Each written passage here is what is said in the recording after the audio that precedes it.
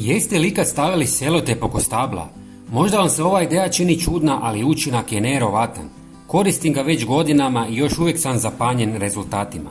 U drugom dijelu videa ću vam demonstrirati kako djeluje. Jeste li znali da je selotejp ljepljivu traku izumio Richard Drew, inženjer zaposlen u kompaniji 3M tijekom Velike depresije 1930. godine?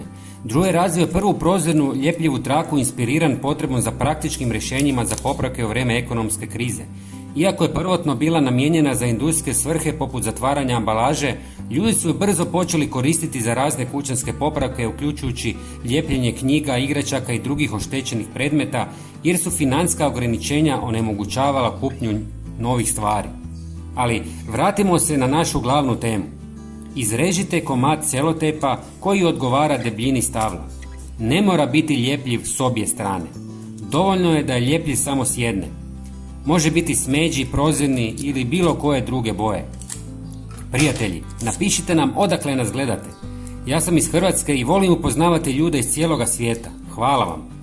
Ljepljivu stranu okrenite prema van, a glatku prema stablu. Možda se pitate kako ćemo ga onda pričvrstiti. Vrlo jednostavno. Zalijepimo samo rubove. Ovako. Prije nego što stavimo traku na stablo, gornji dio posvemo s malo klinčića. Vjerojatno ste pogodili čemu to služi. Ovo je vrhunska zaštita od mrava, gusjenica, lisnih uši i drugih štetočina koje uništavaju biljke. Mravi prenose lisne uši po stablu kako bi one sisale sokove iz biljke, a zauzvrat se hrane njihovom mednom rosom.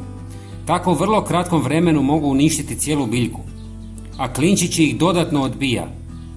I ne brinite, kiša i sunce neće tako brzo uništiti ljepljivi sloj. Ali naravno, ništa ne traje vječno. Kad se traka istroši, jednostavno stavite drugu. Treba vam samo 1 minuta. Pogledajte kako odbija mrave. Nevjerovatno. Potpuno su zbunjeni. Nema šanse da pređu ovu traku. Pogotovo sa dodanim klinčićima. Evo pogledajte i prozirnu. Ista stvar.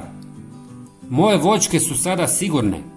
Prijatelji, podijelite ovaj video na društvenim mrežama kako bismo pomogli i drugim ljudima.